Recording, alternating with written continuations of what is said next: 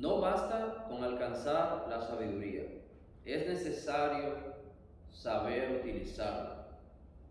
Esto lo dijo Cicerón, un escritor y orador político romano que vivió del año 106 al 43 a.C.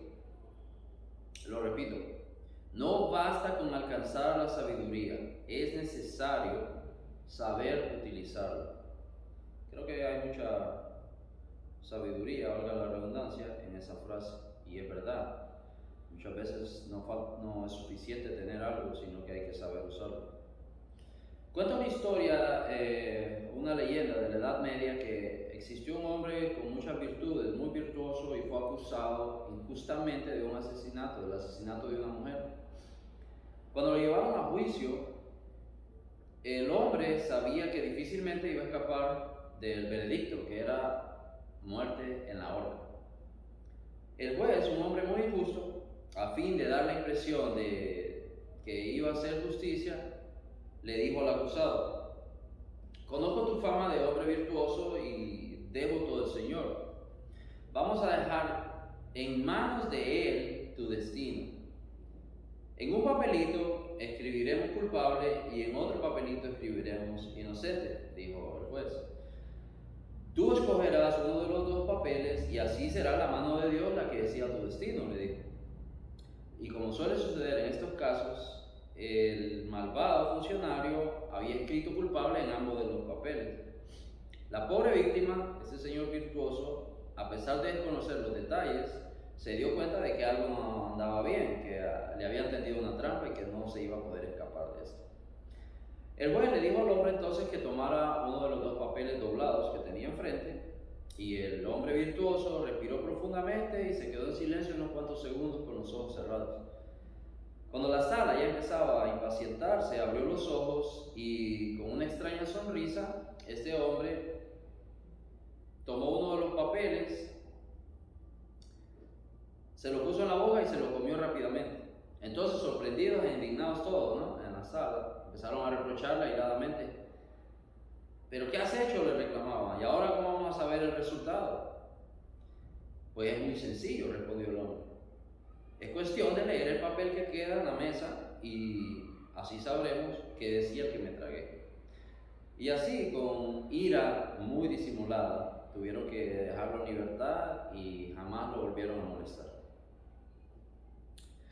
Mientras nos encontramos en este cuerpo, es una realidad que veremos a nuestra naturaleza caída vivir en medio de una lucha entre la carne y el espíritu. Esa lucha se va a ver reflejada de manera, o mejor dicho, en la manera en que actuamos en nuestro diario vivir. Estamos confrontando constantemente nuestra voluntad con la voluntad de Dios. El problema radica es que en la voluntad de Dios se encuentra la guía del Espíritu.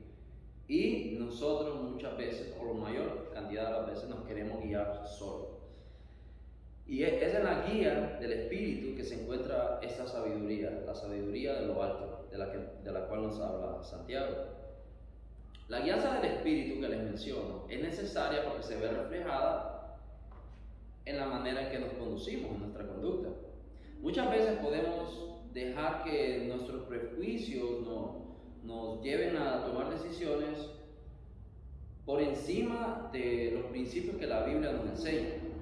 Y eso se debe a falta de sabiduría de lo alto, o falta de conocimiento de la Biblia en nuestra vida cotidiana. Y la consecuencia de esto es que viene a afectar nuestras relaciones interpersonales, desde la intimidad que tenemos con nuestra pareja, los que estamos casados, nuestras amistades, nuestros compañeros de trabajo, compañeros de clase si estamos estudiando, y todos nuestros familiares, y si es posible hasta nuestro entorno en la iglesia, nuestros hermanos creyentes. Para obtener esta sabiduría de lo alto, es esencial que interactuemos con la Escritura la mayor cantidad de veces posible. Y en este pasaje vemos varias prácticas que el escritor quiere que sean una realidad en nuestras vidas. Santiago es medio hermano de Jesús, es judío y es cristiano también. Entonces él entiende muy bien el contexto de una iglesia joven, que puede entender muy bien el contexto que una iglesia joven puede estar atravesando al verse en medio de una persecución, para empezar, y para verse en ese conflicto conflicto de un cambio de fe, ¿no? De pasar del judaísmo al cristianismo.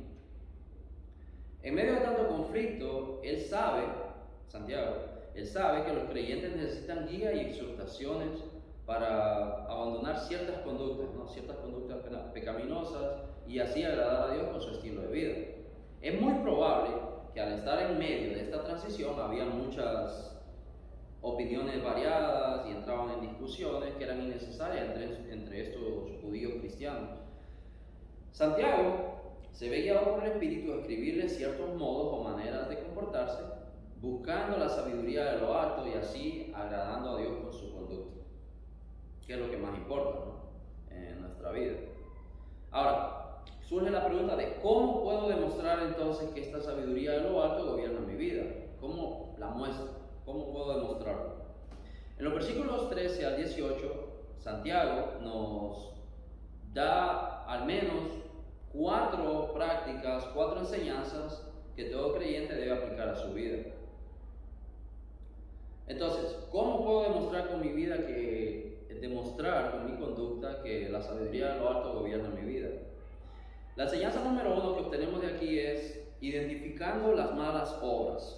Si nos detenemos y vemos el versículo 14, vamos a ver que dice: pero si tienen celos amargos y ambición personal en vuestro corazón, no sean arrogantes y así mitades contra la verdad. En este punto, la palabra pero implica un contraste con la pregunta hecha ya por el mismo escritor. Es una pregunta retórica que Santiago hace en el versículo previo. En este versículo, el versículo 13, Santiago hace una pregunta diciendo: ¿quién es sabio y entendido entre ustedes? Como queriendo decir, identifíquese el que se cree sabio y entendido de las personas que están leyendo, están escuchando estas cartas. Esta palabra sabio se empleaba solamente cuando se refería a personas que eran expertas en alguna área de la vida o en alguna profesión. En este caso, el área es la sabiduría reverente a Dios. Es como si hoy en día le dijésemos a un grupo de personas que son graduados de una universidad que tienen un PhD en alguna carrera en particular y le dijéramos: bueno, si es verdad que son sabios en esa área de su vida, demuéstrenlo empíricamente, lo queremos ver, ¿no? Y esto lo deducimos porque lo que sigue a continuación de esta pregunta es el verbo mostrar. Si observamos un poco, vemos que este verbo mostrar está en modo imperativo y en voz activa. O sea que no es ni una sugerencia ni una petición, sino que es un mandato. Un mandato que debe ser realizado para evidenciar si en verdad posees, si en verdad poseo, si en verdad poseemos esa sabiduría verdadera, que es la sabiduría de lo alto, de la que nos viene hablando Santiago. Un escenario hipotético sería escuchar a alguien alardear en un gimnasio de que es capaz de levantar una pesa de 200 libras con un brazo, por los motivos que sea, por apantallar algo, por impresionar a una chica, pero en fin, por el motivo que sea, si estamos en el gimnasio, lo ideal sería que la levante ya, ¿no? Que no alardee tanto, sino que demuestre que es una realidad. Igual, Santiago quiere o exige o nos enseña en este capítulo, en este versículo, que si poseemos sabiduría de lo alto, que la mostremos con nuestra conducta. Mis hermanos, cuando aprendemos a identificar las cosas que son dañinas para nuestra vida, definitivamente hay que eliminarlas. Ya sea una situación laboral que nos lleve a corromper nuestra integridad y el agrado que queremos en nuestra vida para el Señor, haciendo algo deshonesto, o nuestro matrimonio también. Debemos aprender a detectar los defectos de nuestro carácter que muchas veces nos hacen caer en crisis matrimoniales.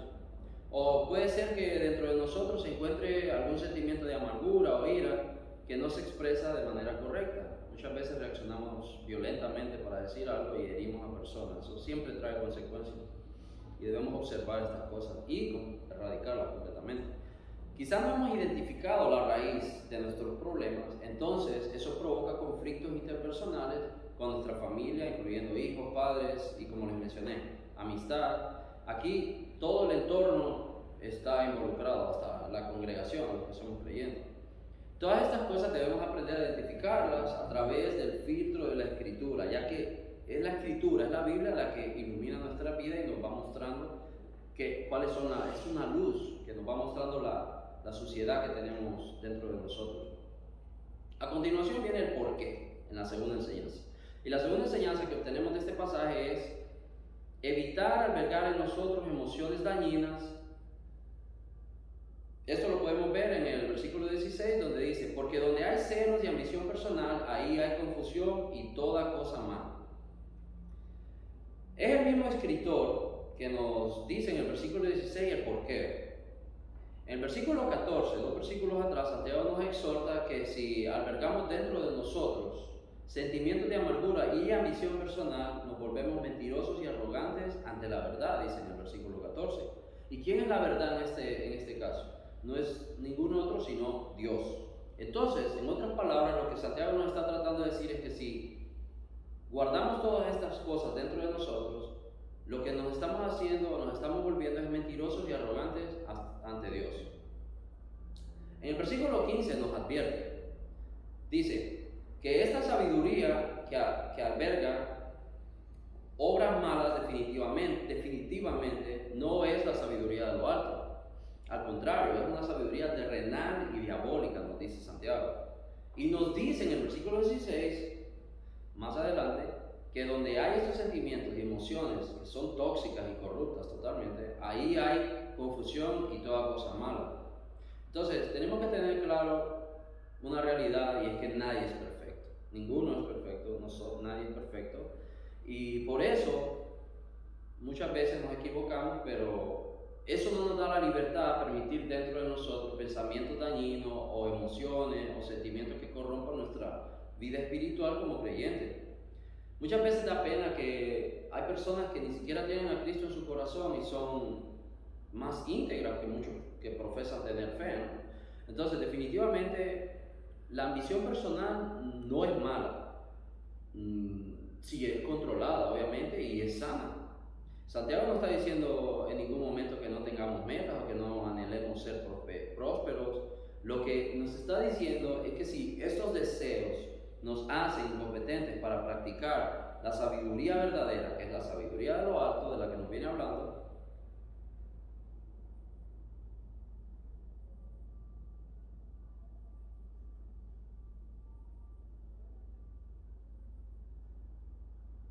estos logros o metas por alcanzar deben borrarse completamente de nuestra vida, de nuestra mente, de nuestro corazón. En el libro de Génesis, es una historia muy conocida, vamos a encontrarnos con la vida de José y vemos cómo sus hermanos, llenos de celos, llenos de ambición personal, de una manera desbordada y negativa, los dominan, y los domina de una manera tan mala que los hace accionar terriblemente ante los ojos de Dios, al punto de que llegan a vender a su hermano por envidia o egoísmo, como esclavo. Sabemos que al final Dios tiene un propósito para cada situación que atravesamos y Él se glorifica o busca la manera de glorificarse porque Él todo lo controla, a pesar de nosotros o a pesar de nuestras acciones. Pero definitivamente es un ejemplo claro de envidia, de egoísmo, que muchas veces en nuestra vida puede llevar a consecuencias irreversibles, provocando dolor y tristeza. A lo largo de la vida, siempre nos vamos a encontrar con situaciones que nos tientan y nos hacen ser carnales y a dejarnos dominar por ciertos sentimientos que están en nuestra naturaleza caída. Ahora, hay que aclarar que no tiene que ser una tentación sexual, porque muchas veces asimilamos directamente con una tentación sexual cuando escuchamos tentar o tentación. Puede ser una tentación acceder a un dinero de manera fácil en tu trabajo, pero ilícitamente, o a sostener una mentira por un beneficio personal a largo plazo, o ya sea para alcanzar un título, un reconocimiento en la escuela o aquí mismo dentro de la congregación entre nosotros. Y por esta razón, o mejor dicho, por la razón que sea que vayamos a entrar en conflicto en nuestra vida espiritual, Dios nos manda que identifiquemos esa sabiduría que el mundo nos provee o que nos quiere dar en nuestras manos, que nos hace ver corruptos e inmorales ante sus ojos. Y sin lugar a duda, una de las maneras en las que hacemos esta identificación de la sabiduría que agrada a Dios, que es la sabiduría de lo alto, es leyendo la Escritura, así como nos dice Santiago en toda su carta. La tercera enseñanza que podemos extraer de este pasaje es que hay que identificar ahora esta sabiduría de lo alto. En el versículo 17 dice: pero si la sabiduría que es de lo alto es primeramente pura, pero la sabiduría que es de lo alto es primeramente pura, después pacífica, amable, condescendiente, llena de misericordia y buenos frutos, sin vacilación y sin hipocresía.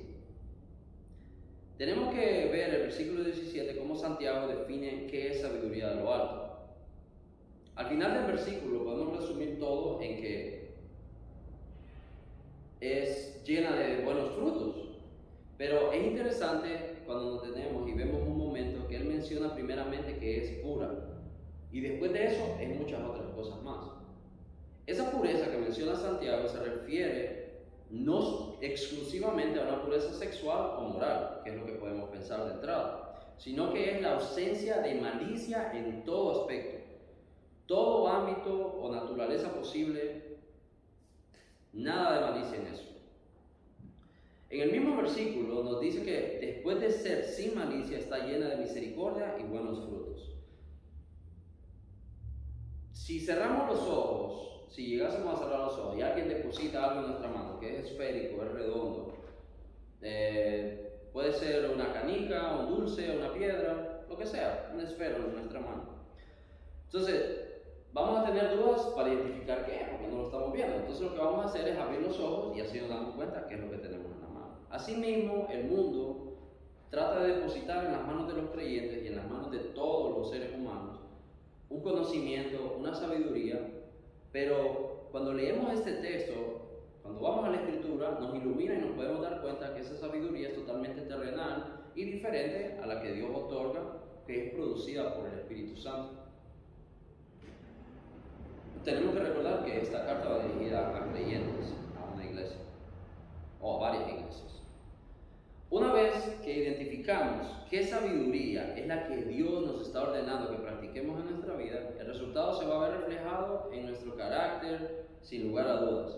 Y las personas que nos rodean van a poder disfrutar ese beneficio de ese cambio en nuestra vida, viendo una actitud piadosa ahora. ¿Por qué? Porque tu carácter ya no va a ser el mismo, sino que se va a asemejar, se va a parecer un poquito más al de Cristo. Nuestro carácter va a ir evolucionando en semejanza al carácter de Cristo. El resultado de esta sabiduría va a ser tan visible que se va a ver reflejado en nuestras conversaciones con compañeros de trabajo. Si antes nos airábamos, ahora ya hay prudencia. En la administración de nuestro tiempo, si antes éramos impuntuales, ahora somos más puntuales. Si éramos organizados, ahora somos un poco más organizados. En el respeto a los demás se va a ver ese respeto. Vamos a tratar a los demás como nos gustase que nos trataran a nosotros. Estos son frutos de la sabiduría de lo alto que vamos a experimentar como creyentes regenerados gracias a Cristo, que nos ha traído de la muerte a la vida para hacer obras que le agradan a Dios. Y esta es la cuarta enseñanza que les quiero mencionar: practicar obras de justicia ante los ojos de Dios. Hay que hacer un énfasis en que esta sabiduría produce frutos. Tenemos que tener eso en mente siempre. Menciona en el versículo 18 que el fruto de la justicia solamente se puede sembrar básicamente por personas que tienen una actitud pacífica.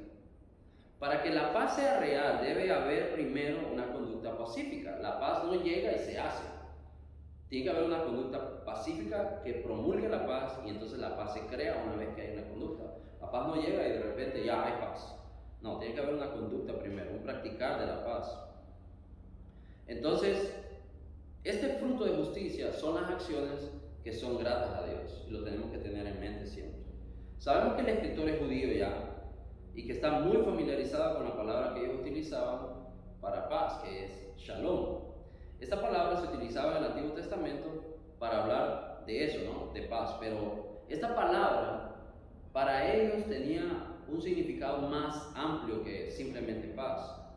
Un significado más amplio del que nosotros podemos llegar a entender, ya que para ellos Shalom significaba ausencia de conflicto, sí, era eso, pero también se utilizaba como saludo. Uno puede escuchar a veces a judíos que se saludan y dicen Shalom, y el otro responde Shalom también. Entonces es una manera de saludar también, y lo utilizan también como una manera de decir la bendición del Señor sea contigo. En términos de pacificadores, habla de una conducta que refleja a alguien que quiere bendecir a todo su entorno y a todos los que lo rodean. Jesús fue un ejemplo de todos estos frutos. ¿Y quién no quiere pasar tiempo cerca de una persona así? A mí me gustaría pasar tiempo al lado de una persona así como Jesús, que puede reflejar todos estos frutos. En toda su vida podemos ver la sabiduría de lo alto. Podemos decir que de él, que fue puro, que fue pacífico, amable, condescendiente, que estuvo lleno de misericordia, sin vacilación o hipocresía. Todas estas descripciones que vemos en el versículo 17 son una descripción del carácter y el estilo de vida de Cristo. ¿Y qué puede ser mejor para nosotros que darnos cuenta que nuestro propio Maestro no simplemente tiene la teoría en sus manos, sino que nos modela ese tipo de conducta que debemos tener? No como otros maestros, ¿no?, que son de doble ánimo, le dicen una cosa pero su estilo de vida dice otra. Sin duda el Señor exige de sus discípulos que den fruto, puesto que un árbol que no da fruto va en contra de su propósito, y por lo cual eso lo hace simplemente inservible, básicamente. A veces no tenemos muy claro cuáles son las prioridades que un discípulo de Cristo debe tener. Esto nos hace fallar en cuanto a producción de frutos de justicia se refiere. Por eso debemos reconocer que las tendencias sociales, las presiones sociales, no deben influenciar en nuestra vida más de lo que influencia la Escritura, nuestra Biblia. Cuando perdemos este enfoque, ¿qué es lo que pasa? La crítica del mundo y los movimientos sociales influyen en las decisiones que tomamos y afectan nuestras necesidades esenciales como personas y como creyentes. Es por estas influencias y por toda esta presión social que muchas veces tomamos decisiones que no deberíamos tomar, como puede ser comprar un carro que nos puede meter en una deuda innecesaria, la cual no teníamos planificada, y entonces ya nos empezamos a complicar mentalmente, emocionalmente, empiezan discusiones. Entonces, simplemente por presiones externas que no vienen de la Escritura.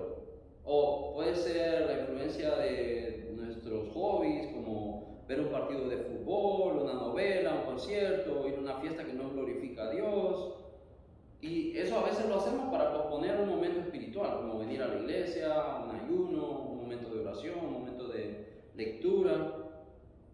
Es así como muchas veces nos complicamos la vida por preferir producir frutos de justicia para Dios esporádicamente, de vez en cuando y no constantemente, sino que lo hacemos como una vez o 2 veces al año. Esto siempre trae consecuencias en nuestra vida espiritual y nos estanca. Bueno, yo no he dicho que no podemos divertirnos, y Santiago tampoco está diciendo eso, ni que no podemos dar ciertos lujos, si es posible, ¿no? Había gente rica en las Escrituras, Abraham era rico, José de Arimatea era rico, entonces no está prohibiendo aquí Santiago ni la Escritura de que nos demos ciertos lujos, si es posible. Lo que yo estoy diciendo es que debemos sentarnos y prudentemente organizar cuáles son las prioridades en nuestra vida. Mis hermanos, como creyentes estamos llamados a que nuestra conducta sea llena de sabiduría de lo alto, y esto implica muchas virtudes, tales como la prudencia para controlar nuestra lengua, que eso es muy importante, paciencia para interactuar con los que nos rodean, discernimiento para identificar la sabiduría que gobierna nuestra vida, y así entonces poder evitar cosas que no complacen a Dios. Es un hecho que todos nos vamos a equivocar. Por eso es que tenemos que con diligencia intentar llenarnos de la sabiduría de lo alto. Esto es nuestra Biblia, la palabra de Dios. Y esto lo que quiere decir, o se traduce en invertir tiempo en la lectura. Es así. Y así ir renovando nuestra mente conforme al carácter de Cristo, que es lo que Dios quiere en última instancia. No tenemos tiempo para leer la Biblia ni 10 minutos. Eso es una mentira que yo mismo me he aplicado muchísimas veces. No puedo leer la Biblia ni 10 minutos al día. Pero definitivamente esto pasa porque no tenemos a Dios como prioridad muchísimas veces en nuestra vida. Y no es mi intención tratar de eludir a nadie, pero hablo desde mi experiencia y que por eso le doy prioridad muchas veces a otras cosas y no a Dios. Porque si no fuese así, entonces, ¿cómo tengo tiempo para bañarme? ¿Tenemos tiempo para comer? ¿Por qué? Porque estas y otras cosas que ni vale la pena mencionar. ¿Por qué? Porque estas sí son prioridades en nuestra vida, pero leer la Biblia muchas veces no lo es. La Biblia misma nos declara que es palabra de Dios y es pan de vida, y ese pan es el que alimenta nuestro espíritu. Entonces, así como comemos para estar sanos y estar fuertes físicamente, comemos hasta 3 o más veces al día, especialmente aquí donde yo estoy, en Estados Unidos, que hay mucha abundancia y hay derroche de muchos tipos. Entonces, si es así, ¿por qué no o como creyentes no podemos buscar un poquito más de ese pan de vida que alimenta y nos fortalece espiritualmente? Bueno, no sé tú, pero a mí me ha confrontado mucho este texto en la preparación, me confrontó mucho, así que si te sientes aludido en alguna manera, eso es bueno, no hay que sentirse mal de eso, porque eso lo que indica es que el Espíritu mora en ti. Eso es una señal de que el Espíritu Santo te está diciendo que quizás hay ciertas cosas en tu vida que debes erradicar o que deben ser cambiadas. Bueno, si lo sientes así, pídele al Señor en tu corazón que cambie lo que sea que tenga que ser cambiado en tu vida. Y si te sientes cómodo, pasa al frente para que los líderes se acerquen a ti y pongan las manos sobre ti, y así oremos todos juntos por sabiduría, porque a todos nos hace falta. En ningún momento nadie va a alcanzar un nivel exacto o el más alto de sabiduría, porque es infinito cuando se trata de sabiduría de lo alto, porque es la sabiduría de Dios. El mismo escritor nos dice, y con esto cierro, que en el capítulo 1, si a alguno le hace falta sabiduría, pídasela a Dios, que Él la dará